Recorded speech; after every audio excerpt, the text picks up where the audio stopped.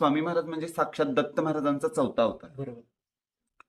त्याच्यानंतर जे होत गेले त्या गुरुप्रणाली आपले शिर्डीचे साईबाबा, शेगावचे गजानन महाराज, शंकर महाराज असतील अंतापुरीचे, हे जे होत गेले ते स्वामींनंतरचे जे स्वामींनी ज्यांना दीक्षा दिल्या, कोल्हापूरचे कृष्ण सरस्वती स्वामी महाराज, चिले महाराज, हे जे असतील, ह्यांनी स्वामींचं गुरुपद ह्या सर्वांनी घेतलं व हे स्वामींचा जो अवतार होता तो चौथा अवतार दत्त महाराजांचा शेवटचा.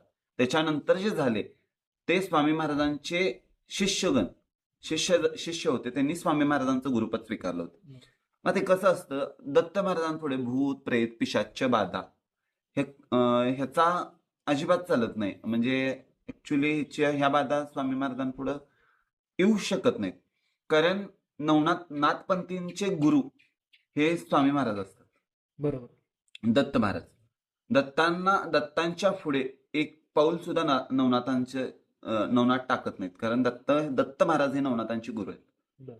आणि कसं होतं, त्यावेळी केंद्रामध्ये मठामध्ये स्वामींची जेव्हा आरती चालू असते त्यावेळी अनुभव म्हणजे आपल्याला अजाणतेपणे झालेल्या ज्या बाहेरील बाधा बरं.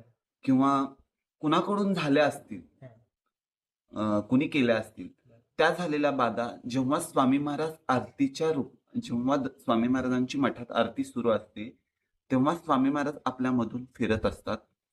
त्यावेळी स्वामी महाराज जेव्हा आपल्या जवळून जातात तेव्हा आपल्या अंगावरती क्षहारे उभे राहतात, ऍक्च्युली डोळ्यातून पाणी येतं. हे अनुभव मी खूप जणांचे पाहिलेत, पण त्यातलेच अनुभव म्हणजे बाहेरच्या ज्या बाधा असतात त्या स्वामी महाराज जेव्हा आरती उपस्थित असतात तेव्हा बाहेरच्या बाधा ज्या असतात त्या प्रज्वलित होतात. म्हणजे त्या